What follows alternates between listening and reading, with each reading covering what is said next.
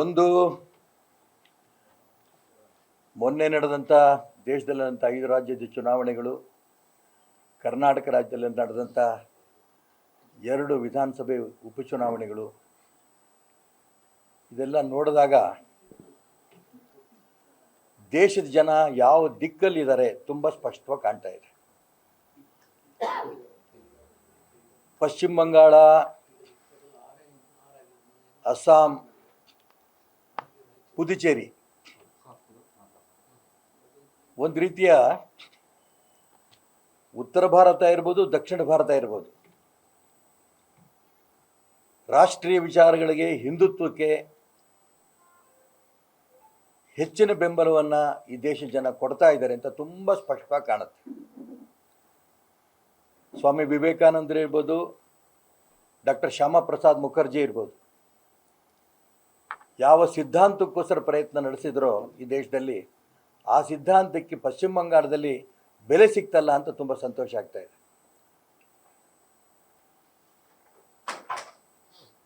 ತಮಿಳುನಾಡಿನಲ್ಲಿ ನಡೆದಂಥ ಪರಿವರ್ತನೆ,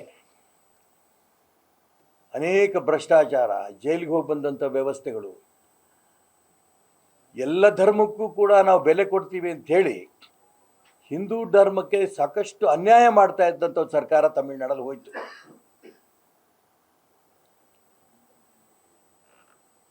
ಹೀಗೆ ಈ ಚುನಾವಣೆ ಒಂದು ರೀತಿಯ ಪರಿವರ್ತನೆ, ದೇಶದಲ್ಲಿ ಪರಿವರ್ತನೆ ಆಗ್ತಾ ಇರೋದು ತುಂಬ ಸ್ಪಷ್ಟವಾಗಿ ನಾವು ಕಾಣ್ತಾ ಇದ್ದೀವಿ. ಅದೇ ರೀತಿ ಕೇರಳ, ಯಾವ ಕಾರಣಕ್ಕೂ ನಾವು ಇಲ್ಲಿ BJP ಅವಕಾಶ ಕೊಡಲ್ಲ ಅನ್ನೋಂಥ ಮಾತನ್ನು ಕೇರಳದಲ್ಲೂ ಹೇಳ್ತಿದ್ರು, ತಮಿಳುನಾಡಲ್ಲೂ ಹೇಳ್ತಿದ್ರು. ತಮಿಳುನಾಡಲ್ಲೂ ಒಂದು ಸೀಟ್ ಗೆದ್ದಿದ್ದೇವೆ, ಕೇರಳದಲ್ಲೂ 3 ಸರಿಯಾದ ನಮ್ಮ ಹುಲಿಗಳೇ ಗೆದ್ದಿದ್ದಾರೆ. ಅಲ್ಲಿ 14% ಓಟು ಬಂದಿದೆ. ಅಂದರೆ ದೇಶದಲ್ಲಿ ಪರಿವರ್ತನೆ ಹಿಂದುತ್ವದ ಬಗ್ಗೆ, ರಾಷ್ಟ್ರೀಯ ವಿಚಾರಗಳ ಬಗ್ಗೆ ಬೆಂಬಲ ಕೊಡ್ತಾರೆ ಈ ಚುನಾವಣೆಯಲ್ಲಿ ನಾವು ಕಾಣ್ತಾ ಇದ್ದೀವಿ. ದುರಾದೃಷ್ಟ, ಕರ್ನಾಟಕ ರಾಜ್ಯದಲ್ಲಿ ಬಾಗಲಕೋಟೆ ಮತ್ತು ದಾವಣಗೆರೆ ಯಾರು ಹಿಂದುತ್ವದ ಬಗ್ಗೆ ಸಾಕಷ್ಟು ಪ್ರಯತ್ನವನ್ನು ನಡೆಸಬೇಕಾಗಿತ್ತು, ಅಲ್ಲಿ ಓಟ್ ಬರಬೇಕಾಗಿತ್ತು, ಅಲ್ಲಿ ಬರಲಿಲ್ಲ. ಒಂದು ರೀತಿಯ ಮುಸಲ್ಮಾನರು ದಬ್ಬಾಳಿಕೆ ಮಾಡಿಕೊಂಡು ಸೀಟ್ ತಗೊಂಡು ಕಾಂಗ್ರೆಸ್ ಮೇಲೆ ಬ್ಲ್ಯಾಕ್ ಮೇಲ್ ಮಾಡೋಂಥ ಕುತಂತ್ರ ಕೂಡ ನಡೆಸಿದ್ರು. ಬ್ಲ್ಯಾಕ್ ಮೇಲ್ ನಡೆಯಲ್ಲ ಅನ್ನೋದು ಕೂಡ ತೀರ್ಮಾನ ಆಯಿತು.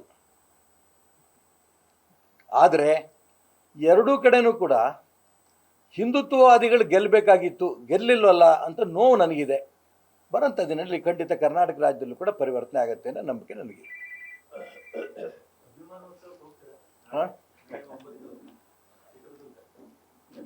ನನಗಿನ್ನೂ ಅಲ್ಲಿ ಆಹ್ವಾನ ಬಂದಿಲ್ಲ, ನೋಡ್ತೀವಿ.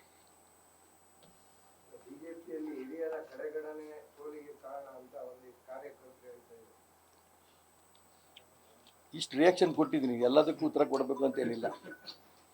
ಎಸ್ ಸರ್, ಧನ್ಯವಾದ.